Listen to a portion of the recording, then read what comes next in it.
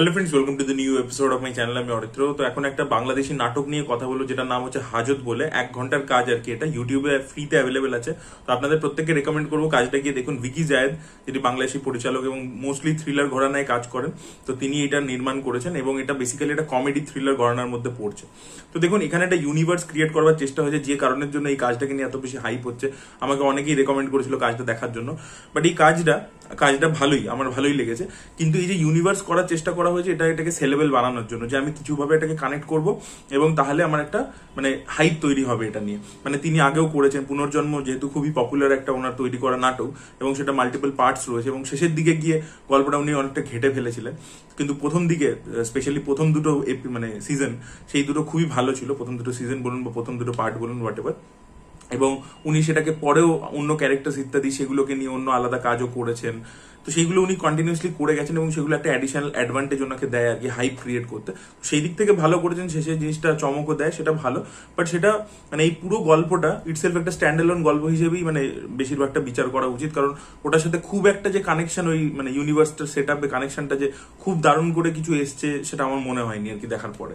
Anyway, গল্পটা পুরোটাই একটা ওয়ান লোকেশনের মধ্যে, একটা পুলিশ স্টেশনের মধ্যে একটা লোক বাইরে থেকে আর কি এসছে, ঢাকা শহর থেকে এসছে। সে একজন বিজনেসম্যান এবং এটা পিরিয়ড গল্প আর কি। তো সে ফেরার সময় একটা ছাগল চাপা দিয়ে দিয়েছে এবং যে ইন্সপেক্টর আছে থানা, সে তাকে অ্যারেস্ট করে নিয়ে গেছে থানার মধ্যে। এবার কিছুতেই তাকে ছাড়ছে না। সে বলছে যে তার ওয়াইফ প্রেগনেন্ট এবং তাকে ফেরত যেতে হবে। এবং তারপরে আমরা দেখতে পাচ্ছি আরো একটা লোক ধরা পড়েছে, তাকে বলা হচ্ছে যে সে একটা খুন করে এসছে এবং যা খুন করেছে তার বাড়ির লোকেরা এবং বাকি গ্রামের লোকেরা এই পুলিশ স্টেশনের উপর যে কোনো মুহূর্তে অ্যাটাক করতে পারে। তো এরকম একটা পরিস্থিতি। তো আলটিমেটলি কি হবে এবং কে আসল খুনি, কে কি ব্যাপার, সেগুলোর জন্য আপনাকে নাটকটা দেখতে হবে। তো এখানে গল্পের প্রথম দিকটা পুরোটাই কমেডির মোড়কে করা হয়েছে এবং সেটা আমার জন্য কিন্তু বেশ ভালোভাবে ওয়ার্ক করেছে। স্পেশালি পুলিশ স্টেশনে একটা হাবিলদার ছিল, তার যে রোলটা, এবং একজন যে আর কি, যে ক্রিমিনালটা আর কি বেসিক্যালি কথা বলে না, যে প্রাইম সাসপেক্ট, তো তার অভিনয়, সেই জায়গাগুলো কিন্তু দারুণভাবে হয়েছে। তো আমার জন্য কিন্তু কমেডিটা বেশ ভালোভাবে ওয়ার্ক করেছে এবং কমেডিটার জন্য না গল্পটা এঙ্গেজিং। কারণ গল্পটা না যে কোনো সময় মনোটোনাস হয়ে যেতে পারতো, কারণ গল্পটা ওয়ান লোকেশনে সেট, একটাই থানার মধ্যে হচ্ছে। তো সেখানেও যেহেতু অ্যাক্টিং খুব ভালো ছিল এবং ডায়লগস ইত্যাদি দিয়ে ভিকি জায়েদ কিন্তু এঙ্গেজ করে আমাদেরকে রেখেছেন। গল্পটা কিন্তু কোথাও বোরিং হয় না।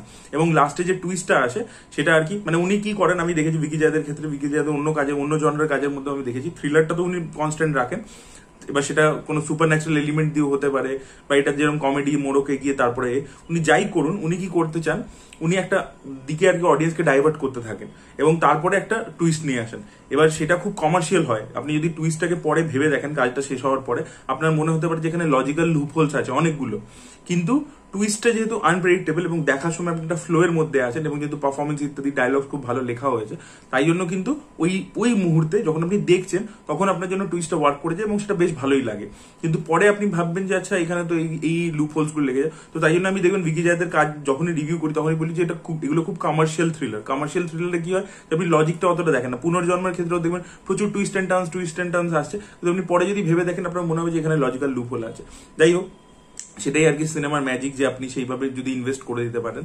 তো সেই জিনিসটা করতে পেরেছেন আর কি উনি, আমি বলবো রাইটিং এর দিক থেকে। টুইস্টটা লাস্টে বেশ ভালোভাবে ওয়ার্কও করে, তো সেটা বেশ ভালো লেগেছে। আর বাকিটা আর কি পারফরমেন্স ইত্যাদি দিয়ে সেগুলো ভালো হয়েছে। হ্যাঁ, কিছু কিছু জিনিস নাটকের ক্ষেত্রে তো বাজেট কম থাকে, যে এই যে থানায় অ্যাটাক করতে আসছে, সেটা যে স্কেলটা ডিমান্ড করে সেগুলো প্রোভাইড করতে পারছে না। তো সেগুলো বাজেটের কমতির জন্য। বাট আইডিয়া লেভেলে বা যেভাবে আর কি স্টোরি টেলিংটা করা হয়েছে সেটা যথেষ্ট ভালো ছিল। আপনারা চাইলে একবার দেখতে পারেন। আর এই ইউনিভার্স সেট যেটা করা হয়েছে সেটা যথেষ্ট একটা হাই দেবে অডিয়েন্সকে, যেহেতু ওই ক্যারেক্টারটা যে পুনর্জন্মের যে ক্যারেক্টারটা রাফসান হক, সেটার সাথে কিভাবে কানেক্টেড সেটার প্রত্যেকেই ফ্যান আর কি।